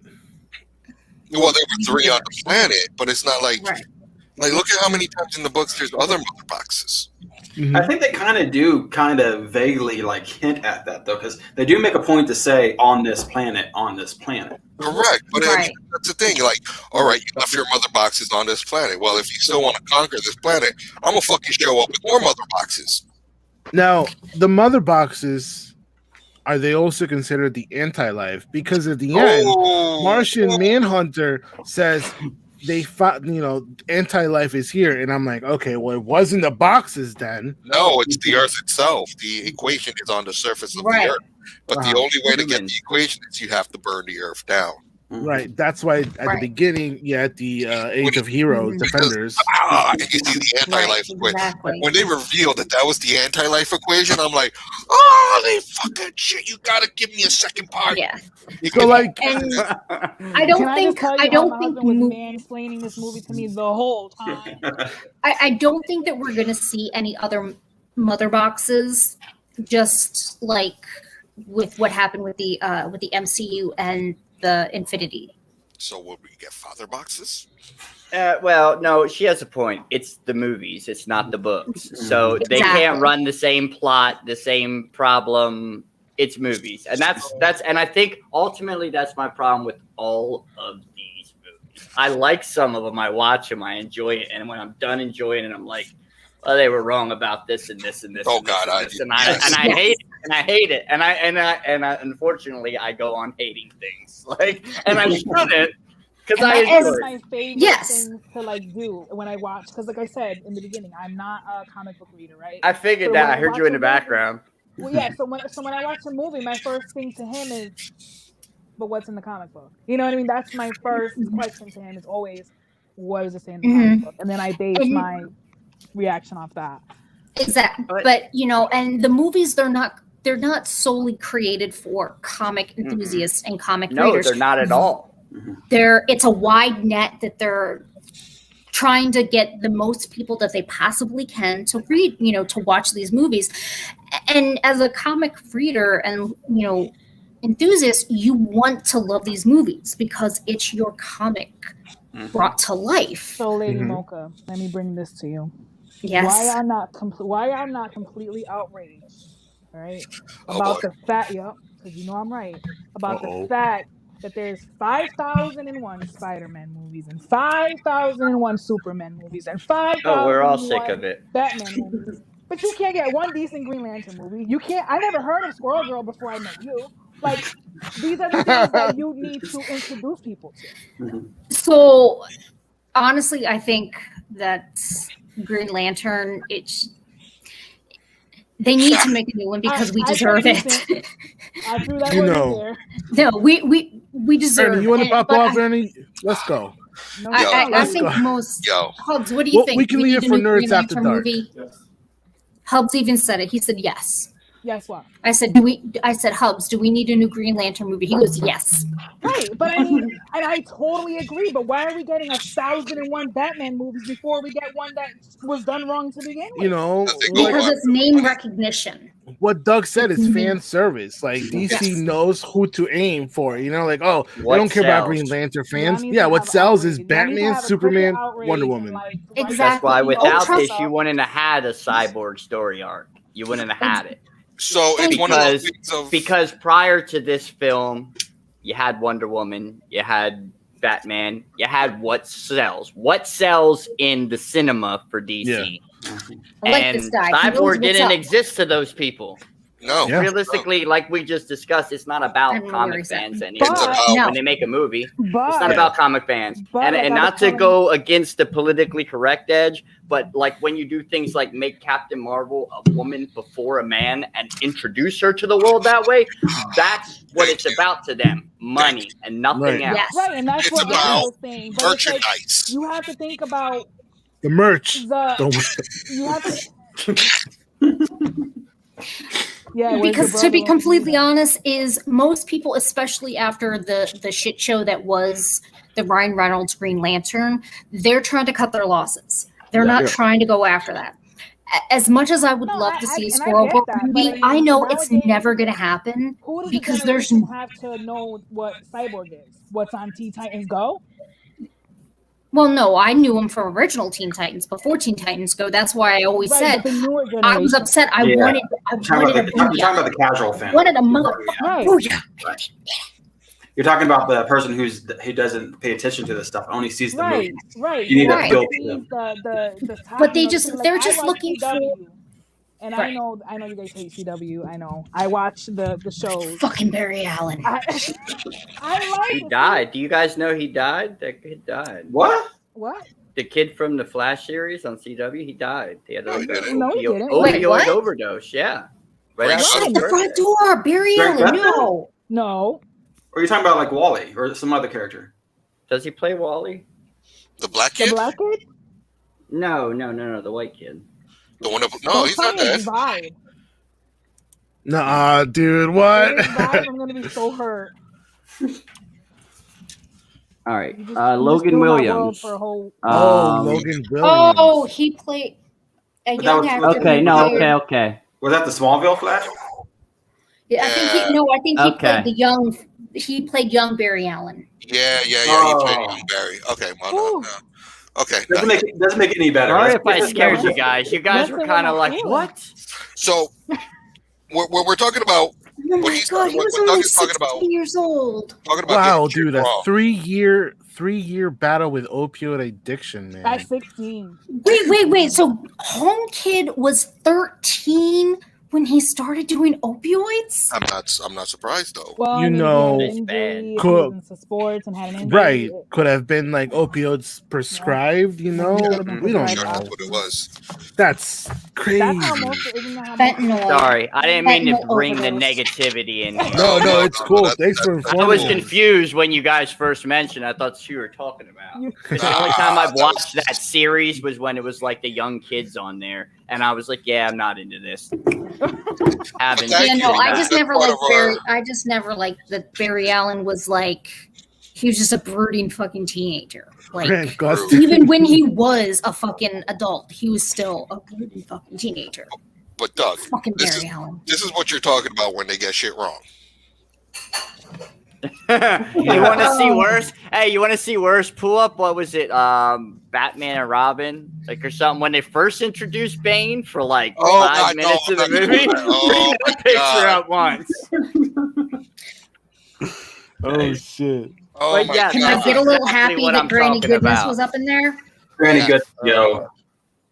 That frame. That was Granny Goodness, huh? That was Granny Goodness, and I swear to God, if I don't get a Furies movie with Big Bird, I'm a big pissed. You know that's something that I want to talk about, right? Batman movies before that. So, hold on, real quick. Yeah, go ahead. Did y'all kids catch that? Oh, that is funny. Nice. And like Shrek, is that like Max Shrek? But that Ben Parker. Damn, that's like a call out to Spider-Man. Now, to me, this is another scene that made me cream my pants. Fucking Omega Beam. Oh yeah, fucking Omega Beam under dude, and he turns around and his eyes are like fucking glowing. I'm like, fuck, man. Yeah, I can't wait till he does that to Batman. Ooh. I can't wait till Batman dies. Sorry, guys. Yeah, I think that's how they're going to introduce Battison. Yeah. You know, like Batman's going to die in the next movie, and that's how they're going to introduce Battison to his universe. When they said Ben Affleck was playing Batman, I thought he was going to die, and I was like, cool. I mean, so I enjoy. Oh yeah, nanotechnology. How did I not catch at the beginning, dude? I was like, he sounds familiar, right? The name didn't sound familiar, but I'm always kind of like suspicious when they have somebody who's on screen a little too much for being a secondary character. I'm like, you're gonna play a little bit bigger role in this. I just don't know how. Hence the Themysciran female of color. A nod to the female Wonder Woman of color. Yeah. She was on film a lot. Yeah. I caught that. Yeah, right? She was. Huh. And like, there's a Wonder Woman of color that's coming in the comic book. She may not hit the movies, but you're now acknowledging that as a little silent. Yes. A lot of little nods that people didn't catch. Like the one thing that I can't figure out is what the hell is that number for the Department of Defense for that mother box? Yes. There has to be something behind that number. Yeah. The number's got to make like, is it a date or something? And can we? Okay. We can look. So can we be a little upset about the fact that as humans, we were the dumbasses that of all the other races fucking buried that shit in the ground like a thank you, Shauna. Everybody like super like defended that shit, and we're like, oh no, we're just gonna throw it in the ground and maybe somebody will find it. That's every comic arc since the beginning of comic books. The human race is the idiots who made something happen. That's honestly, that's one of my biggest problems with most comics anymore. It's like it'll be so dumb. I mean, but was that a movie if there weren't like? And it wasn't even buried that deep either, though. No, I will say though, even when Cyborg buried it, so you could have stuck your finger in it, would have been like, so. Yeah. But 619. The irony of the fact that it was last fucking box. June 6, 1980. There's like, looks like that dirt box wasn't so stupid after all, was it? And the fact that the Nazis found it and like, yeah, right. It was like, God damn it! And you know that's something I want to talk about. Wait, right? Look! Wait, do you see long coming in clutch? What happened? June 1982 is what that 1982 stands for. Let me find out. The first appearance of Cyborg. Okay. 1982. That's why. That was his mother box. So how about I saw a thing that said there was like 15 Easter eggs that Snyder put in it, and I was looking at it, I was like, I didn't catch any of this. I felt stupid reading it, but I did not see that on the list. So that's just that was not on the list, and I've combed. Yeah. And just for that long, oh shit, my shit's frozen. Oh. Hold on. You also got Starro. Hold on. Just for that long. Take these off. Oh man. Dang. So I need to go get a refill. Go ahead. So, all right. Did you guys catch the Starro when the star came down his arm and like went onto the Atlanteans? Usually it's in the back, right? So you can't see it. But was that a nod to Starro, or was that just like how do they know each other? How does Steppenwolf and Starro know each other? You know? Well, he wasn't back in Apocalypse, so he must have been somewhere else. This is true. Like, okay. The fact here's the thing though. It's kind of like, all right, so they redid the whole explanation of Steppenwolf. Steppenwolf was banished from Apocalypse for a certain reason. There was a takeover. A takeover attempt, which I'm thinking was the New Gods, right? Or Ryan, and somehow Steppenwolf fucked up, so he got banished. So, but here's where it doesn't. That it was his ego, and his I don't know that he wouldn't take over. I think maybe he overstepped his boundaries and stepped on some toes. It wasn't him that tried to take over, but someone tried to take over. Right, and he either didn't stop it or he fucked up. Or Ryan. But here's the part. Here's the thing that doesn't make sense. Mm-hmm. He heard them go off. He heard the mother boxes go off. Why? When they showed up on Earth, they came with Darkseid, not Steppenwolf. That makes no sense why they would call out to Steppenwolf and not Apocalypse. Not Darkseid. What those flying things called again? The parademons. Yeah, the parademons. They caught the sun when they woke up. Yeah, but and the why not? parademons told Steppenwolf. But why not? Unless Steppenwolf was somewhere in the vicinity. That's the only way. Well, but Steppenwolf was trying because Steppenwolf was trying to regain his favor with Darkseid. So he was already out in the universe. Searching for these. And he was probably already searching for the mother boxes. So he probably already had the parademons saying, listen, you catch any hide or hair of these motherfucking mother boxes, you need to tell me. And know that you're loyal to Darkseid. But right he even now, made a comment. I have you. destroyed 50,000 worlds, he said, or something like that. Yeah. Right. So he's already out there Black? on the hunt. What were you getting at about on the back instead of the front? Like, is that a reference to a book series that I don't know about? No, you just never wipe front to back. I'll be right back. Clear. I always do. I'll be back.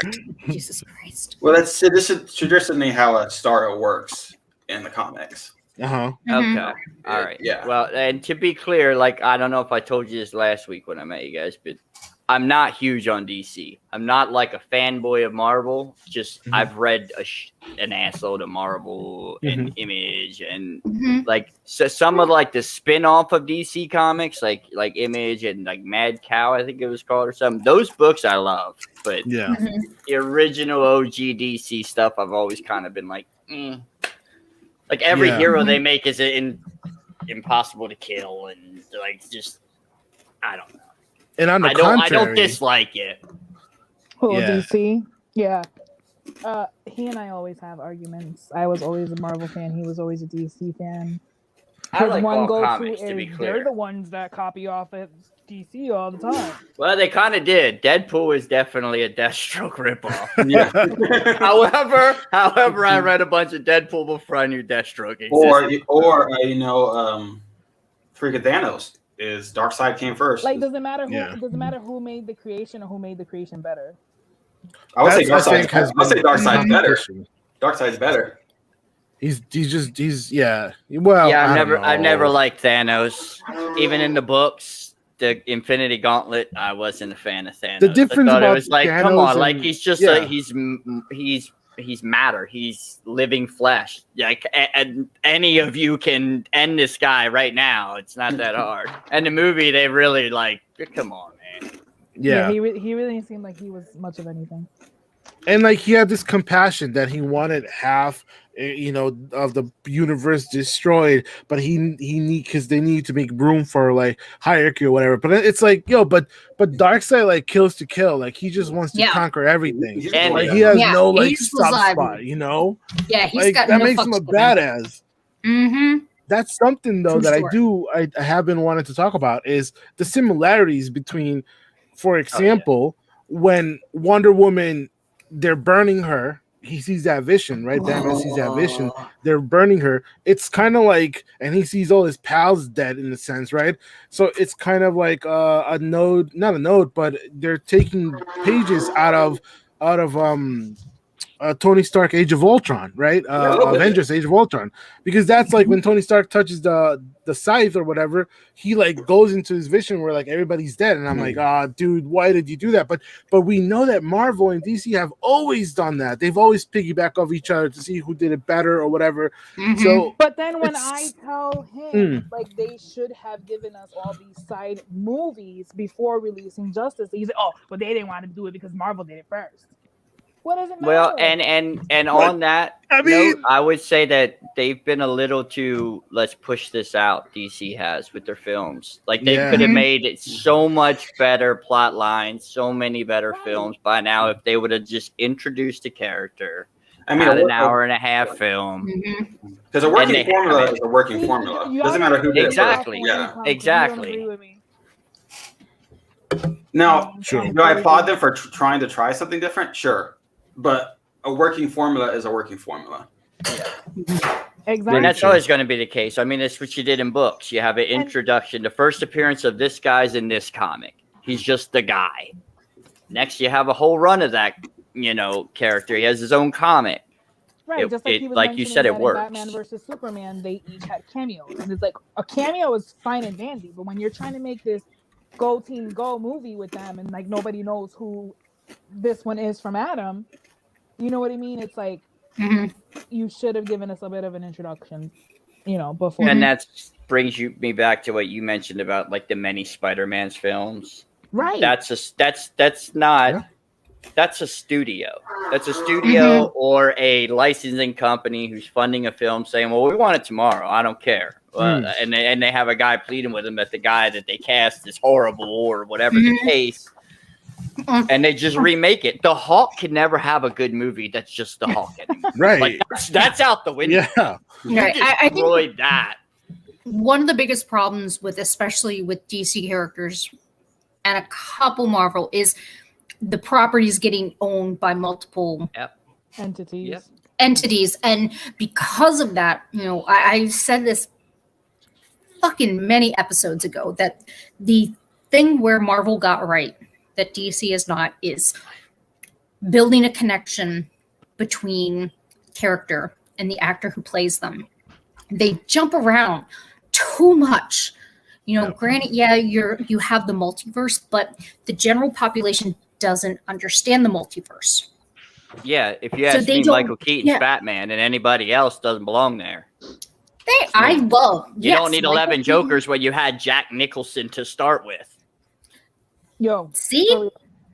So you have, DC who they jump all over the place with these characters, so you have no real strong emotional connection to them. So you have it's like, well, I don't really care what happens in this movie because I don't give a fuck about Ben Affleck.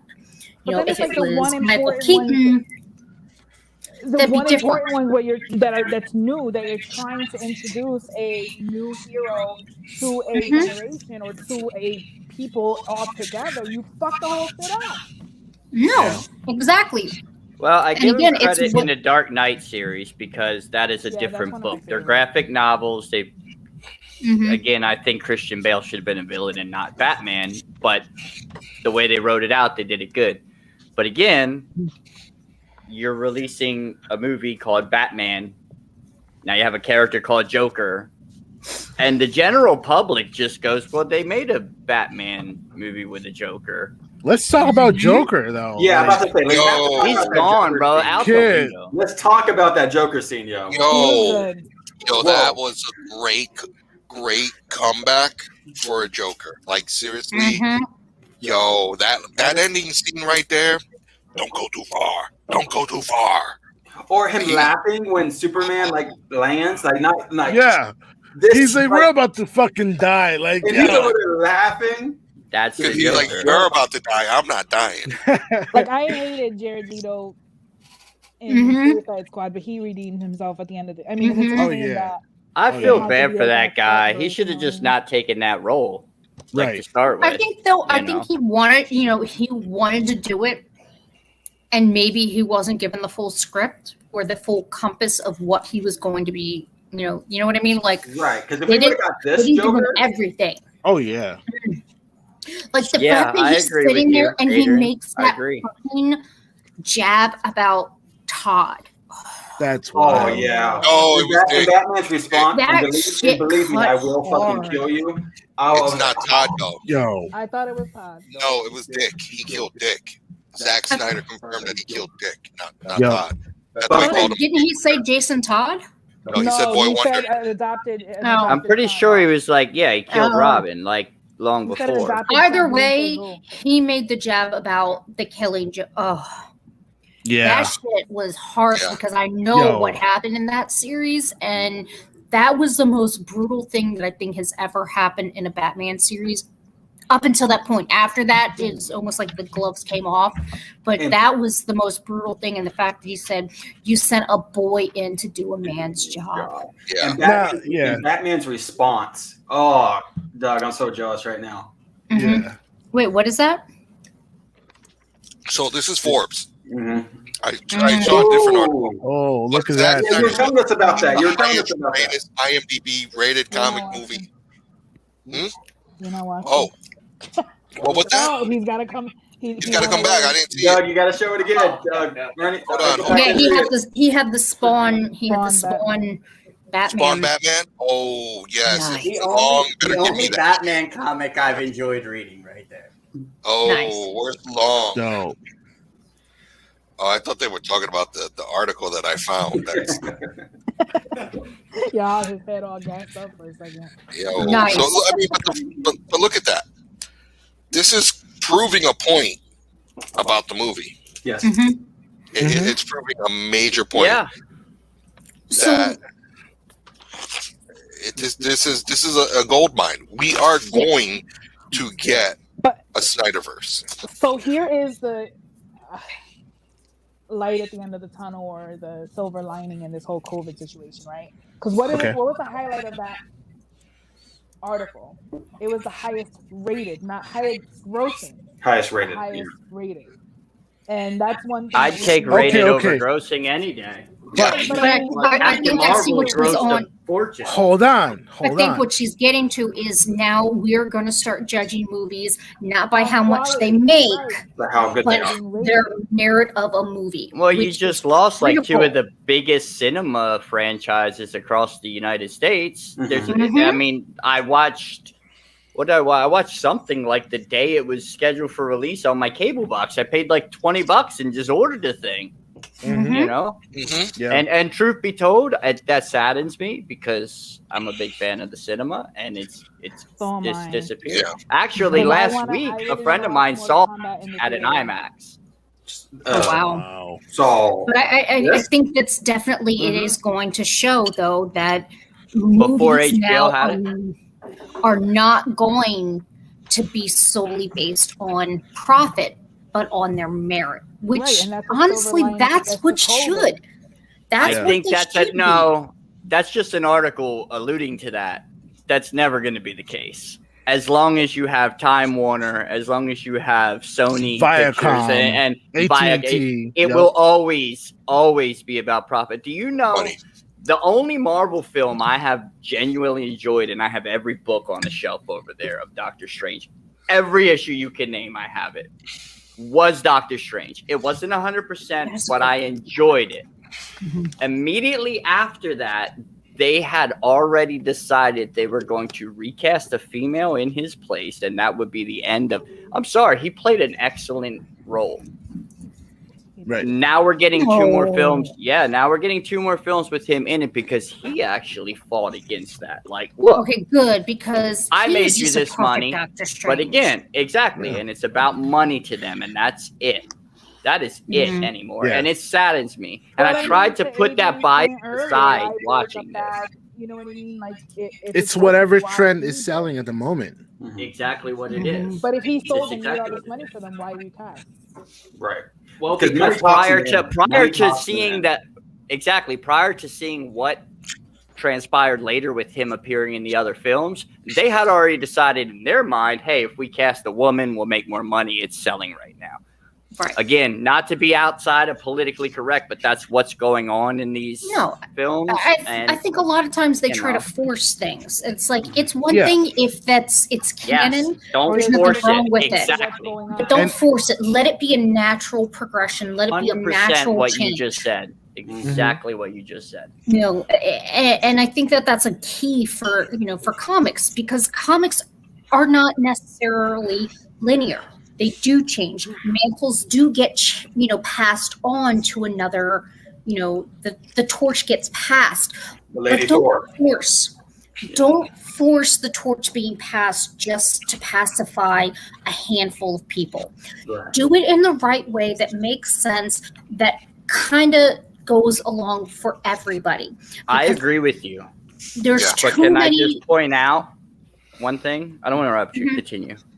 I'll wait till No, you're no, done go and then ahead. I'll say. No. I was just Okay. gonna say, because there's too many subclasses that watch these movies that if you potentially alienate one, it could be a domino effect that no one's going to watch your movies.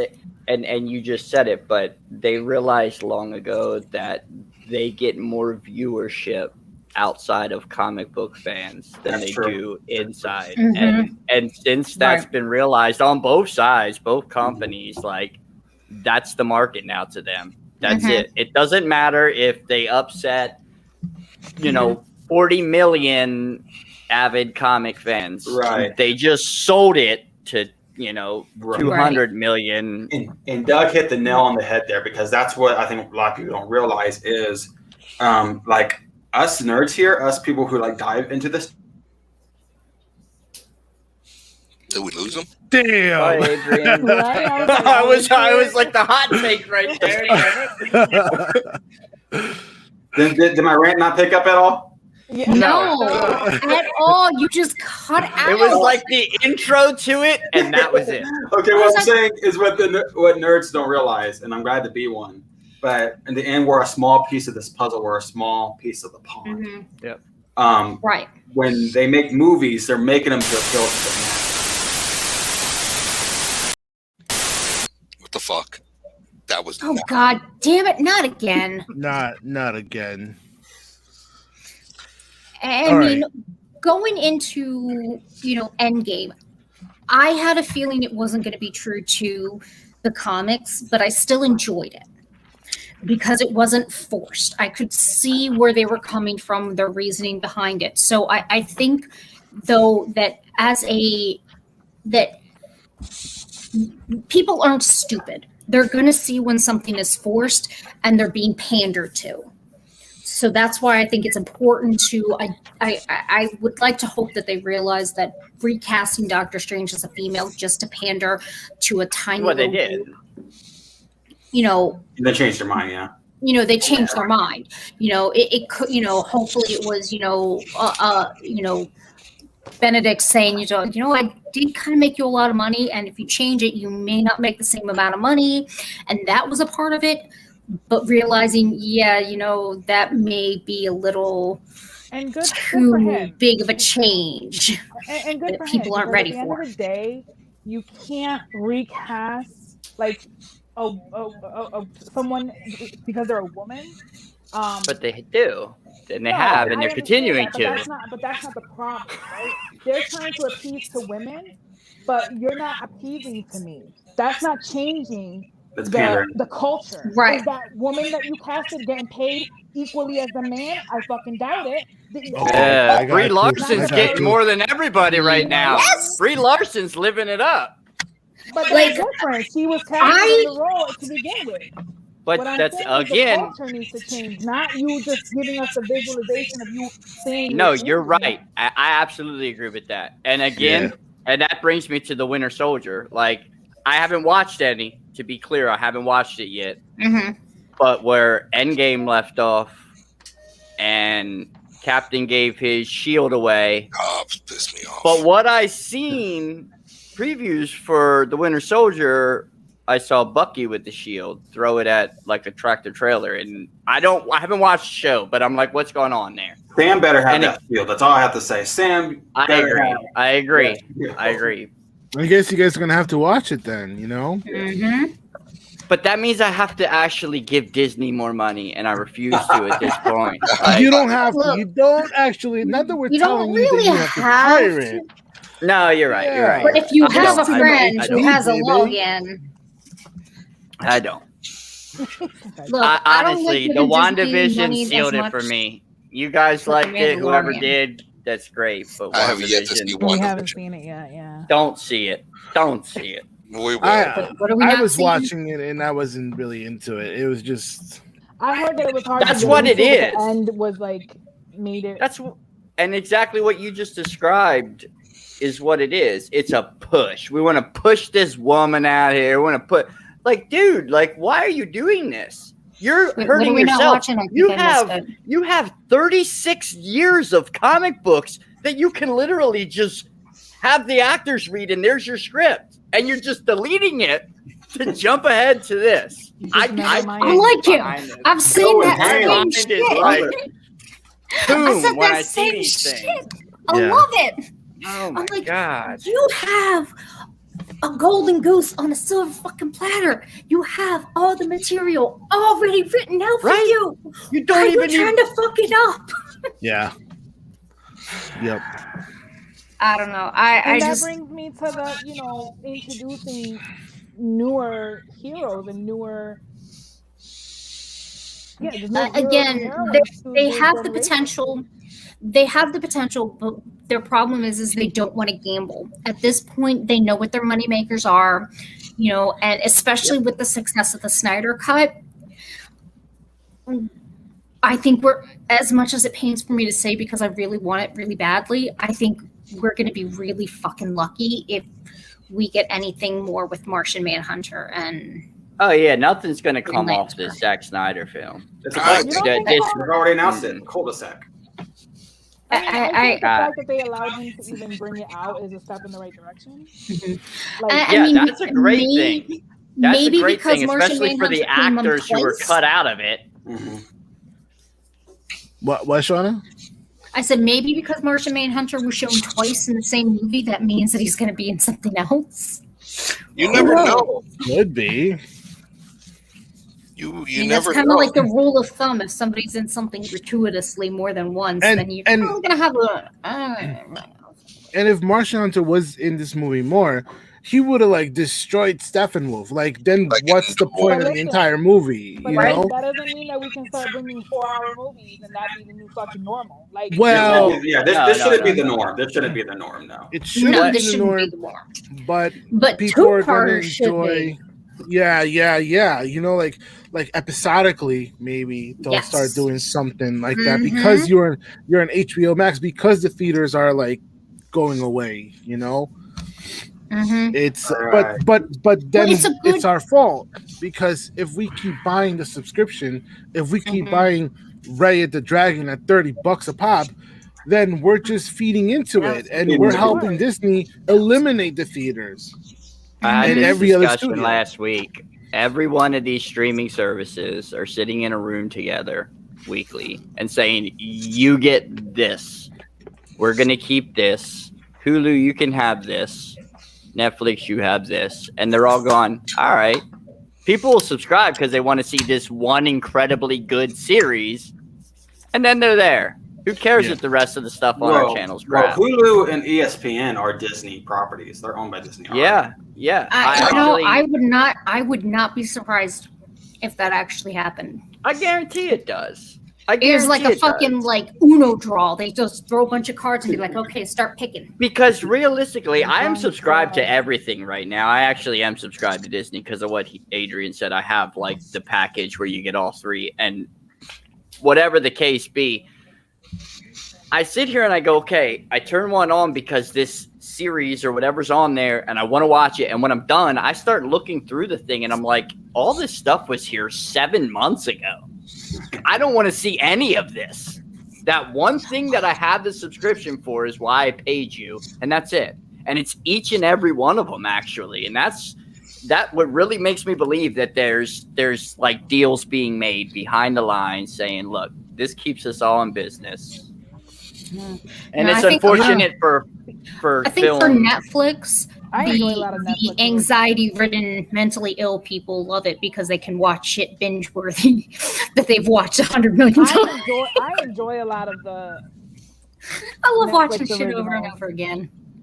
Love it. And yeah, sometimes you need something mindless that you can just. Yeah, I bet you like Hallmark like movies too, right? Actually, I don't. No, no. Usually, no. I'm that white girl that watches fucking CSI and all the crime, dramas. The murder podcast that Hobbs gets concerned about. He goes, "Should I be concerned about my well-being?" Yeah. What is it with white women, the female genre and CSI murder investigation documentaries, TV shows? I don't know. I love fucking crime dramas and true crime shit. What are you guys plotting, man? I do too.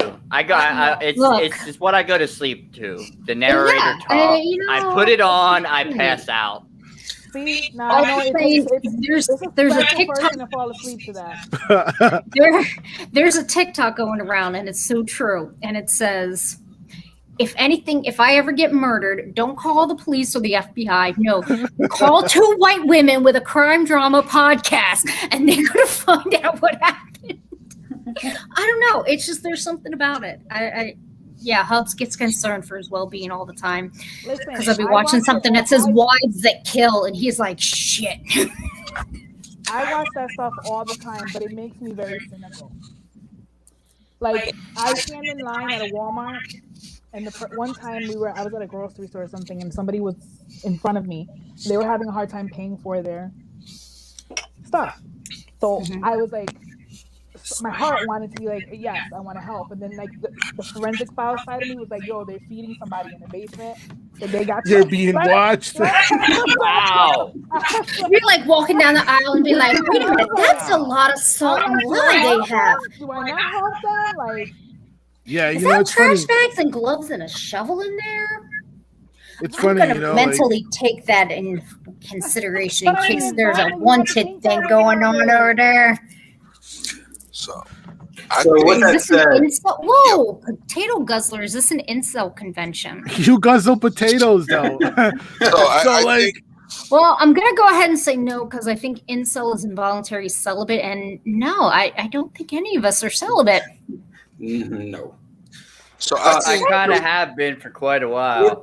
With that said, okay, well that's minority roles right now, since So I think with that said, I think we are done with our review of the Snyder Cut. Yes. You need to watch it. You need Worth to watch watching. it now. Whether you like it or whether you like DC or not, check it out. Real quick, going down the line, I guess we'll just do grade-wise. We'll just do this a quick letter grade. The first one that comes to your mind. For me, I'm going to go with a B. B plus. Rating? Yeah. A minus. Yeah, B. For sure. I would say A minus, B plus. Yep. I'm going to give it that B minus as well. If I was someone who knew nothing about comics, even though I don't know a ton about DC Universe, I would have enjoyed the film because I enjoyed the film. Picking it apart made me give it a smaller score than I probably should have. Check it out. It's good. Honestly, the only reason it didn't get an A from me was fucking the way Barry Allen ran. And manager. Oh, you know. And the manager, what do you? I'm not good with ratings because I am for the artist. Like, to me, there's no bad. Sorry, there are several bad movies. But I mean, for me, there's just not a lot of bad movies. Like, I don't like I would have probably given it an A. Catwoman. Like I said, there are some bad movies. Look, there's always going to be exceptions to the rules. Let's face it. I like to see it as, that's that person's artistic view of XYZ. You know like, who am I to sit on it? The universe. That's their interpretation. They're entitled to it. You're the dumbass that sat there and wasted 2 hours. That's on you. You know what I mean? I got you. You got to sit down and watch it, right? Infinity Wars. What the hell are you ranting over there? Bad movies. He is spitting them out. And I keep saying over again. She wants a shot. We're about ready. Let's go. I think. Hold up. So, Doug, we're going to need you to hop off because we stay watching. But we would like for you to hop off. We need to bring someone else in. So it's been great, Doug. Thank you for joining us tonight. Yes, it was nice conversation. Yes, thank you. It was really awesome having you on. Anytime, guys. Thank you guys for having me. Totally. Thank you for jumping out and going on, because not a lot of people would do that. So appreciate that. Word.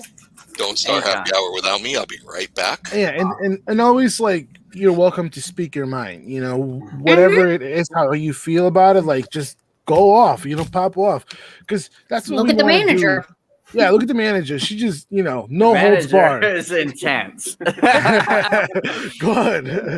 If you can handle her, you good. She'll tell you. Yep. You can handle her. You can handle us. So That's right. Well, I thank you guys for having me. For sure, man. We'll see you another time. We'd love to see you more often. Stay around because we have news. We have news for you. Of course. Yeah.